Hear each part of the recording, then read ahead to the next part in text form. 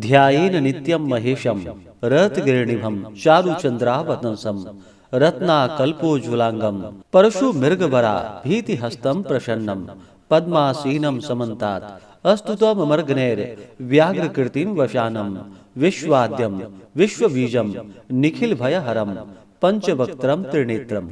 ओम नमः शिवाय। जय श्री राधे कृष्ण। आप सभी का आपके अपने YouTube channel VK Mishra present में बहुत बहुत स्वागत है। आइए सुनते हैं शनि प्रदोष व्रत की कथा। जब भी शनिवार के दिन प्रदोष का व्रत पड़ता है तो इसे शनि प्रदोष व्रत के नाम से जाना जाता है। जो भी भक्त सच्ची श्रद्धा के साथ नियम और निष्ठा के साथ शनि प्रदोष का व्रत धारण करते हैं, इस दिन भगवान शिव, माता पार्वती साथ ही शिव परिवार की पूजा करते हैं तो उनके सभी प्रकार के पापों का नाश होता है।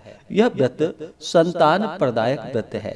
जो भी संतान इच्छुक भक्त हो उन्हें अवश्य ही शनि प्रदोष का व्रत करना चाहिए। इससे संतान लाभ की प्राप्ति होती है। प्रदोष व्रत में विशेष प्रकार से भगवान शिव, माता पार्वती, शिव परिवार का जो कि प्रदोष काल के समय में पूजन करना चाहिए। इस समय भगवान शिव जी प्रसन्न मुद्रा में होते हैं और अपने भक्तों के सभी प्रकार के मनोकामनाओं को पूर्ण करते हैं। तो आइए सुनते हैं शनि प्रदोष व्रत की कथा। तो बोलिए प्रेम से भगवान भोलेनाथ की जय, माता पार्वती की जय, सर्व देवी देवता की जय। सबसे पहले भगवान शिव जी का ध्यान करते हैं।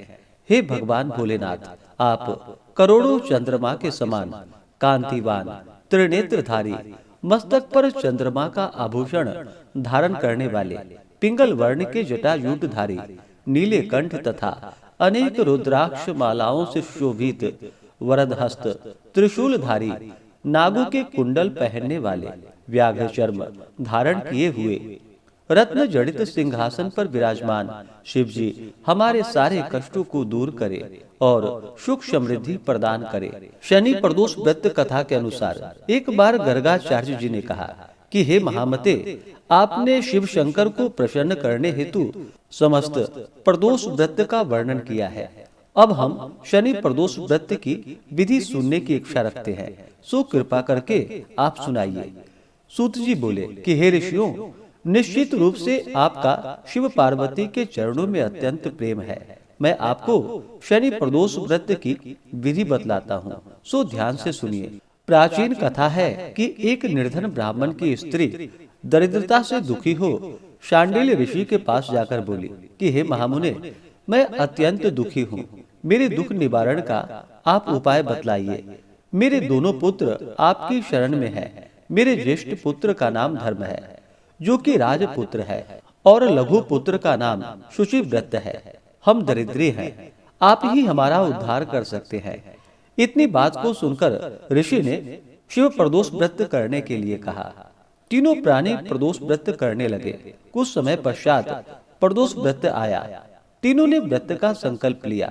छोटा लड़का, जिसका नाम शुचिव्रत था, एक तालाब पर वह स्नान करने को गया तो उसे मार्ग में स्वर्ण कलश धन से भरपूर मिला। उसको लेकर वह घर आया। प्रसन्न हो माता से कहा कि माँ, यह धन मार्ग में मुझे प्राप्त हुआ है। माता ने धन देखकर शिव महिमा का वर्णन किया। राजपुत्र को अपने पास बुलाकर बोली कि देखो पुत्र, यह धन हमें शिव जी की कृपा से प्राप्त हुआ है, अतः प्रसाद के रूप में तुम दोनों पुत्र आधा आधा बांट लो। माता के वचन को सुनकर राजपुत्र ने शिव पार्वती जी का ध्यान किया और बोला कि हे पूज्या, यह धन आपके ही पुत्र का है, मैं इसका अधिकारी नहीं हूँ। मुझे भगवान शंकर और माता पार्वती जी जब देंगे तब ले लूंगा। इतना कहकर राजपुत्र शंकर जी की पूजा में लग गया। एक दिन दोनों भाइयों का प्रदेश भ्रमण का विचार हुआ। वहां अनेक गंधर्व कन्याओं को क्रीड़ा करते हुए देखकर शुचिव्रत ने कहा कि भैया, अब हमें इसके आगे नहीं जाना चाहिए। इतना कहकर शुचिव्रत उसी स्थान पर बैठ गया, परंतु राजपुत्र अकेले ही स्त्रियों के बीच में जा पहुंचा। वहां एक अति सुंदर स्त्री राजकुमार को देखकर मोहित हो गई और राजपुत्र के पास पहुंचकर अपनी सखियों से कहने लगी कि हे सखियों, इस वन के समीप जो दूसरा वन है, तुम वहां जाकर देखो। भली भांति के पुष्प खिले हैं, बड़ा सुहावन समय है, उसकी शोभा देखकर आओ। मैं यहाँ बैठती हूँ, मेरे पैर में बहुत पीड़ा है। ये सुनकर सभी सखियां दूसरे वन में चली गई। वह सुंदरी राजकुमार की ओर देखती रही। इधर राजकुमार भी उसे निहारता रहा। युवती बोली, आप कहाँ रहते हैं? वन में कैसे पधारे? किस राजा के पुत्र हैं और आपका क्या नाम है? राजकुमार बोला कि मैं विदर्भ नरेश का पुत्र हूँ, आप अपना परिचय दें। युवती बोली कि मैं विदर्भिक नामक गंधर्व की पुत्री हूँ, मेरा नाम अंशुमति है। मैंने आपकी मनस्थिति को जान ली है कि आप मुझ पर मोहित हैं। विधाता ने हमारा तुम्हारा संयोग मिलाया है। युवती ने मोतियों का हार राजकुमार के गले में डाल दिया। राजकुमार हार स्वीकार करते हुए बोला कि हे भद्रे, मैंने आपका प्रेमोपहार स्वीकार कर लिया है, परंतु मैं निर्धन हूँ। राजकुमार के इन वचनों को सुनकर गंधर्व कन्या बोली कि मैं जैसा कह चुकी हूँ वैसा ही करूंगी, अब आप अपने घर को जाएं। इतना कहकर गंधर्व कन्या सखियों से जा मिली। घर जाकर राजकुमार ने शुचिव्रत को सारा वृतांत कह सुनाया। जब तीसरा दिन आया, वह राजपुत्र शुचिव्रत को लेकर उसी वन में जा पहुंचा। वहीं गंधर्वराज अपनी कन्या को लेकर आ पहुंचे। इन दोनों राजकुमार को देखकर आसन देकर कहा कि मैं कैलाश पर गया था। वहां शंकर जी ने मुझसे कहा कि धर्मगुप्त नाम का राजपुत्र है, जो इस समय राज्य विहीन है और निर्धन है, मेरा परम भक्त है। हे गंधर्वराज, तुम उसकी सहायता करो। मैं महादेव जी की आज्ञा से इस कन्या को आपके पास ले आया हूँ। आप इसका निर्वाह करें, मैं आपकी सहायता कर राजगद्दी पर बिठा दूंगा। इस प्रकार कहकर गंधर्वराज ने कन्या का विधिवत विवाह करा दिया। विशेष धन और सुंदर गंधर्व कन्या को पाकर राजपुत्र अति प्रसन्न हुआ। भगवत कृपा से अपने शत्रुओं का दमन करके राज्य का सुख भोगने लगा। इस प्रकार से जो भी सच्ची श्रद्धा के साथ शनि प्रदोष का व्रत धारण करते हैं, उनके सभी मनोरथ पूर्ण होते हैं। तो बोलिए प्रेम से भगवान भोलेनाथ की जय, माता पार्वती की जय, सर्वदेवी देवता की जय। प्रदोष का व्रत प्रत्येक माह के कृष्ण पक्ष और शुक्ल पक्ष की त्रयोदशी तिथि के दिन, जब भी प्रदोष काल का समय प्राप्त होता है, उस दिन प्रदोष व्रत को धारण किया जाता है। इसे धारण करने से 100 गायों को दान करने के समान पुण्य फलों की प्राप्ति होती है।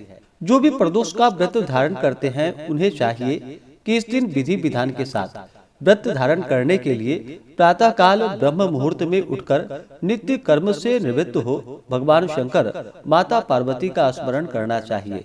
व्रत वाले दिन भोजन नहीं करना चाहिए।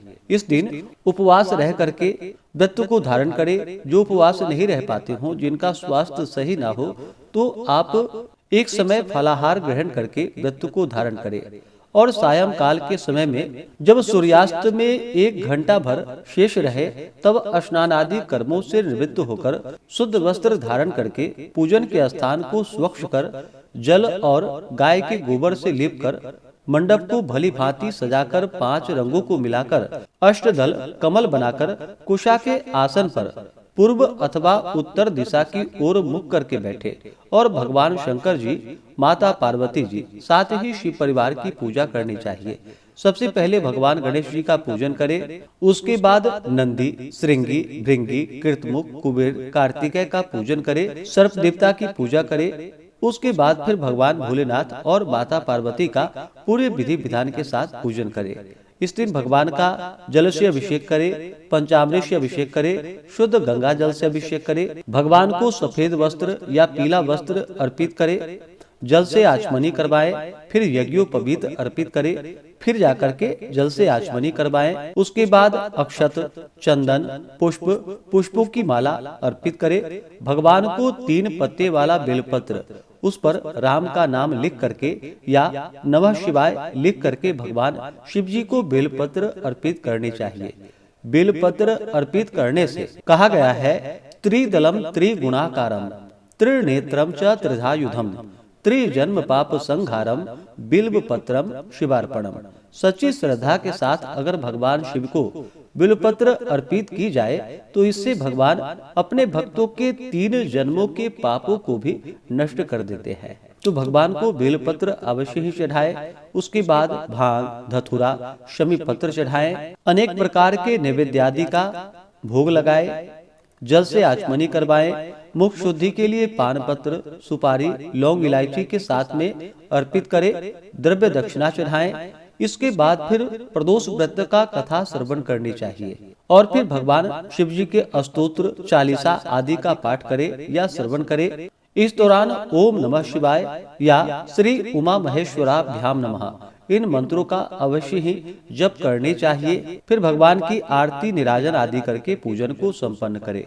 इस व्रत का पारण अगले दिन जा करके सूर्योदय होने के बाद किया जाता है। त्रयोदशी प्रदोष व्रत करने वालों के लिए कहा गया है, यह व्रत करने वाला मनुष्य सदा ही सुखी रहता है, उसके संपूर्ण पापों का नाश होता है।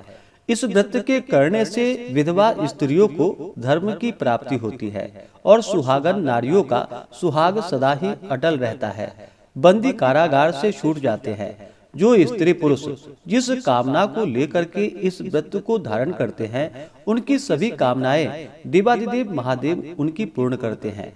सूत जी कहते हैं कि त्रयोदशी का व्रत करने वालों को 100 गायों को दान करने के समान पुण्य फलों की प्राप्ति होती है। इस व्रत को जो विधि विधान से करता है उसके सभी दुख दूर हो जाते हैं। प्रदोष व्रत करने वाले लोगों को 11 त्रयोदशी का या पूरे साल की 26 त्रयोदशी का व्रत पूर्ण करने के बाद जो कि उद्यापन करना चाहिए। प्रदोष का व्रत जिस दिन भी पड़ता है उस दिन के व्रत का अपना विशेष महत्व माना गया है। जैसे कि प्रदोष का व्रत अगर रविवार के दिन पड़े तो इसे धारण करने से आयु आरोग्यता की प्राप्ति होती है। सोमवार के दिन पड़े तो इससे अभिष्ट सिद्धि की प्राप्ति होती है। मंगलवार के दिन हो तो इससे रोगों से मुक्ति और स्वास्थ्य लाभ की प्राप्ति होती है। बुधवार के दिन अगर प्रदोष व्रत हो तो इससे सर्व कामनाएं सिद्धि के लिए बुध प्रदोष का व्रत धारण किया जाता है। वहीं पे बृहस्पति प्रदोष शत्रु विनाश के लिए तथा शत्रुओं पर विजय की प्राप्ति के लिए धारण किया जाता है। शुक्र प्रदोष सौभाग्य और स्त्री की समृद्धि के लिए शुक्र प्रदोष का व्रत धारण किया जाता है। वहीं पे शनिवार के दिन अगर प्रदोष व्रत पड़े तो इससे संतान लाभ की प्राप्ति होती है। अब जानते हैं प्रदोष व्रत के उद्यापन के बारे में। कार्य सिद्धि होने पर त्रयोदशी व्रत का उद्यापन करना चाहिए। एक दिन पूर्व जो कि गणेश पूजन करे, घर में अथवा मंदिर में नृत्य कीर्तन द्वारा रात्रि को जागरण करे। प्रातः होते ही स्नान आदि से निवृत्त हो रंगीन पद्म पुष्प रोली से मंडप बनाकर उसमें शिव पार्वती की प्रतिमा फोटो को स्थापित करके यथाशक्ति पूजन करे। हवन करते समय ओम शाम्ब सदा शिवाय नमः मंत्र से 108 बार खीर की आहुति दे। हवन के बाद आरती व शांति पाठ करके 2 ब्राह्मणों को भोजन कराकर दक्षिणा दे और उनसे आशीर्वाद ले कि आपका व्रत सफल हो। यह वचन दोनों ब्राह्मण कहें। जो स्त्री पुरुष इस विधि विधान से व्रत को करके उद्यापन करते हैं उनकी सभी कामना पूर्ण होती है और वे मोक्ष को भी प्राप्त होते हैं, ऐसा स्कंद पुराण में कहा गया है। तो आशा करता हूँ कि यह जानकारी आपको अच्छा लगा हो। इसी प्रकार से ज्ञानवर्धक जानकारियाँ प्राप्त करते रहने के लिए, व्रत पूजा के बारे में जानने के लिए, कथा को सुनने के लिए चैनल पे अगर आप पहली बार आए हैं तो चैनल को लाल बटन दबा करके सब्सक्राइब करें। साथ में बेल आइकन घंटी को दबाएं ताकि आने वाली वीडियो का नोटिफिकेशन आपको समय से मिलता रहे। वीडियो को लाइक करें, शेयर करें। सुखी रहें और स्वस्थ रहें। जय श्री राधे कृष्ण। धन्यवाद।